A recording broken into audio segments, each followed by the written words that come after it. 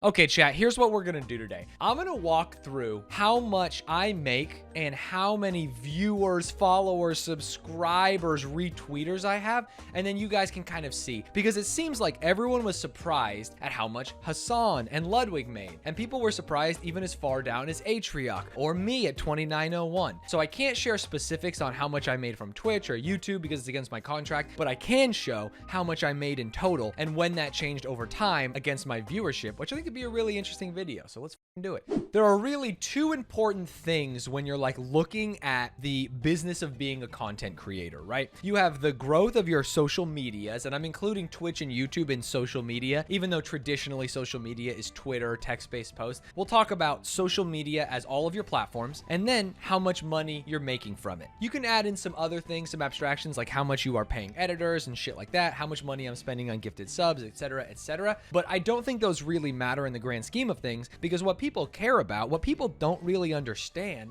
is how much does a 200 viewer Andy make? How much does a 500 viewer Andy make? And then how much does a 10,000 viewer Andy make? And because of the Twitch leak, we can see that, which is awesome. So I'm gonna go ahead and show you guys where I have been living in terms of social media. These are all of my platforms, all of my channels, all of the things where I put content into the world, and how many viewers, followers, subscribers, etc. that we have here. This is important because it helps me figure out what is growing faster, what is growing in certain months, and how things change. So we have Twitch, where I keep track of average viewers as well as followers. We have YouTube, which is pure subscribers, Instagram, which is followers, Twitter, which is followers, TikTok, which is, I don't know what they call them there, TikTok heads, and then my podcast, which I launched later, my Clips channel. Some of these channels didn't exist when I first started tracking my numbers, which was January of 2020, which is insane. Can't believe I've been creating content that long. And then some of them only existed in the more recent years. Like my Clips channel, we only started in May, and then I stopped posting on it for a long time.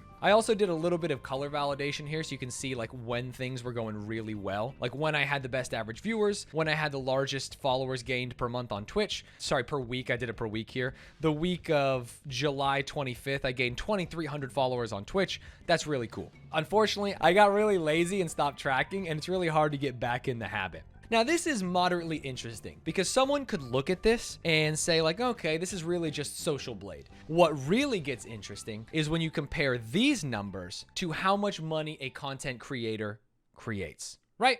Boom.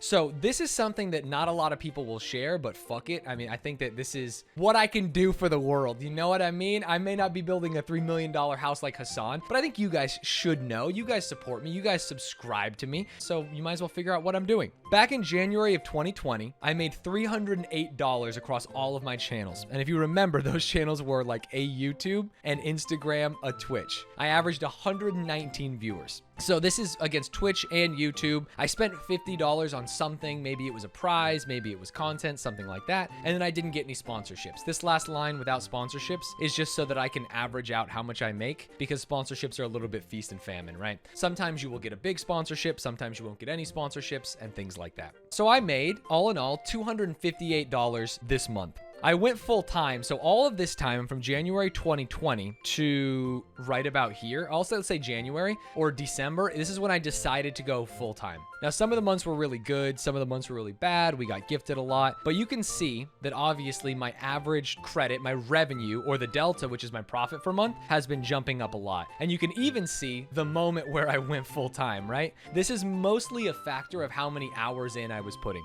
Boom. All of a sudden, I'm streaming casually after work. Some months are really good, some months are less good, but I get a salary. I have a full-time job. This is like what Atriok is doing now, although his numbers are much bigger. And then in March, I go full-time. Even though I am not making more per hour, which is another number I track, I am making more money because I am streaming more hours, and you can see the numbers jump up. So in February, I go from 500 viewers, right? It was February 2021, January, February. I go from 400 viewers or so, 300 viewers in the middle of January, 280 at the beginning, to around 400, 500, 600, 700. I will tell you, chat, I was on top of the goddamn world. Can you imagine? You're writing down your numbers every week and you go 476, 536, 606, 722. In the middle of March, I said this is never ending, dude. We're gonna gain 100 viewers every week. We're not gonna be number 2,900. We're gonna be number 100, baby. Let's fucking go, full-time Andy. And then obviously things hit. The allure of man going full-time streamer drops you back down to earth, and I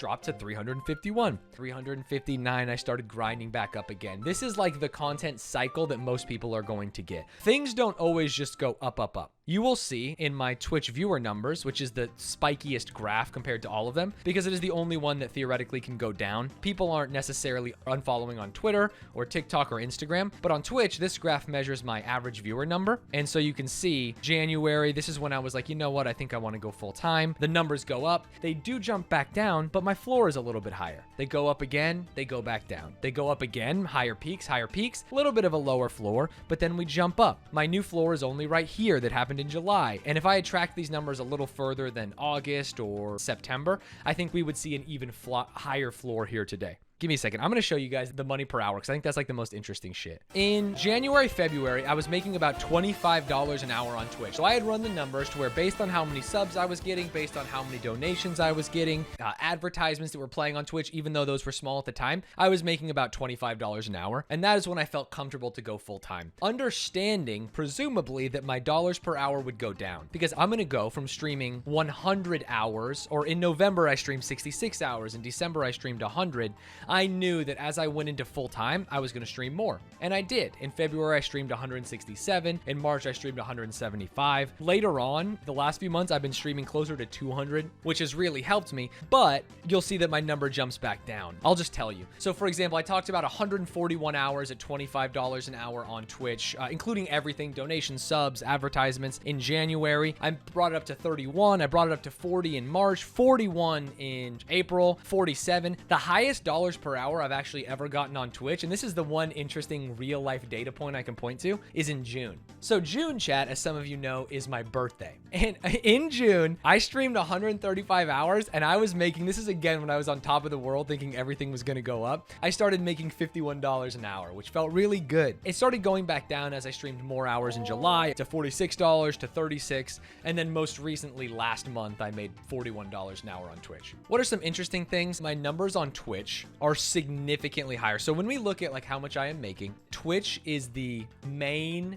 income source across all of my content. Even though I am making content on Twitch, YouTube, I have a clips channel, I have an Instagram, I have a Twitter, I have a TikTok, I have a podcast, I do sponsorships. Twitch is by far the lion's share of all of my money. And it's not even like the margins, because yes, I'm spending money on YouTube editors and these other things, but it's also the best from just a static perspective. If I stream on Twitch and people see advertisements, I am already making money than the advertisements that people see on YouTube. Even though in like 30 days I'm Twitch, I'm getting 135,000 watch hours, there is more content being ingested on YouTube and I am making less money, even when you abstract the editors, than 135 hours on Twitch to 1,000 viewers, of which I don't have. So let's say 200 hours at 500 viewers is making me way more money. Even though it seems like YouTube is the growth mechanism, Twitch is by far the money mechanism. And if you look at Ludwig's numbers through Twitch and YouTube, I assume that as you scale, it's the same. So what's interesting is as we sit here, we've been streaming for 29 minutes. I have made about $20, presumably, if numbers hold the same. How cool is that? I can go buy like 2 Impossible Whopper combos Rochelle and I can eat because of this 29 minutes of education.